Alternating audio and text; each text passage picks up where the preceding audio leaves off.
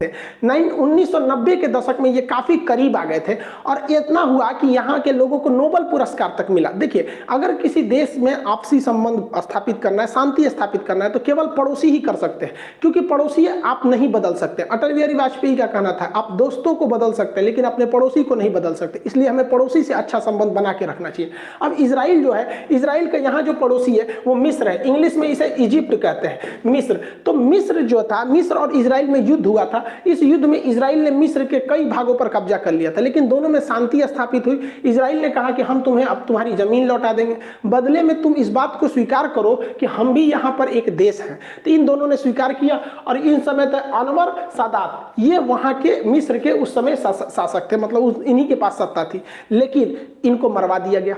अभी आप धीरे धीरे समझ जाएंगे कौन मरवा रहा है इनको। सोचिए, जिस इंसान ने शांति स्थापित किया उस इंसान को एसिसिनेट करके प्रधानमंत्री को मरवा दिया गया। उसके बाद देखिए, जो ये वाला जगह है फिलिस्तीन, फिलिस्तीन में एक संगठन है पीएलओ। अब ये संगठन कह रही है कि देखो भैया, इजराइल से कहा कि देखो तुम भी जियो, हमको भी जीने दो, ठीक है, हम जितना में हैं हम ही रह जाते हैं, तुम भी खुश रहो। तो यासिर अराफात जो थे, ये नॉर्वे में बैठक हुआ था, ओस्लो में, नॉर्वे की राजधानी ओस्लो में। तो यासिर अराफात ने इसमें बहुत योगदान किया था। तो फिलिस्तीन के इस नेता की बहुत दुनिया में तारीफ हुई कि अब ये खूनी संघर्ष, मासूमों की जान अब नहीं जाएगी, ना इजराइल से कोई मरेगा ना फिलिस्तीन से कोई मरेगा। देखिए, ऐसा नहीं कि केवल एक ओर से जान जाती है, इजराइल में भी बहुत लोगों की जान जाती है, लेकिन यासिर अराफात को पोलोनियम नामक जहर देकर मार दिया गया। ये कौन मरवा रहा है अभी आप समझ जाएंगे धीरे धीरे।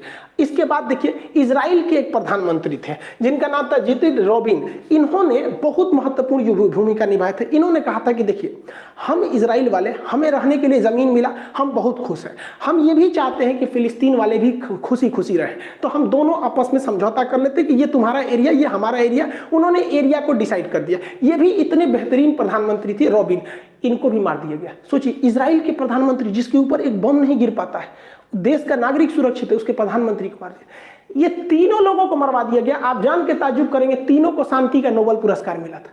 अब कौन मरवाया? देखिए, अगर यहां शांति स्थापित हो गई तो डर खत्म हो जाएगा, लोगों को डर खत्म हो जाएगा, युद्ध नहीं होगा, तो हथियार कौन खरीदेगा? हथियार का मार्केट चौपट होगा। अब आप बताइए, हथियार का सबसे बड़ा व्यापारी कौन है?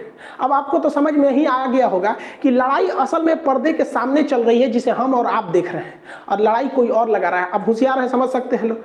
अब भाई कुछ गाइडलाइंस होती है, हम लोग हर बात को खुल के नहीं बता सकते, लेकिन आप समझिए, अंधेरा खत्म तो टॉर्च बंद हो जाएगा बिकना। उसी तरह अगर युद्ध खत्म तो हथियार के सौदागर लोग का व्यापार चौपट हो जाएगा। इतने बेहतरीन लोगों को, अब सोचिए, इतने पास आ गए थे ये दो दोस्त, जब आपस में ये गले मिलते थे, यहाँ के लोग वहां जाते थे यहाँ, लेकिन धीरे धीरे इसमें नफरत घुलता गया और आज स्थिति ऐसी आ गई है कि अब इजराइल और फिलिस्तीन में दूर दूर तक कभी दोस्ती की उम्मीद नहीं दिख रही है। देखिए, इजराइल ने हमारा हमेशा साथ दिया है,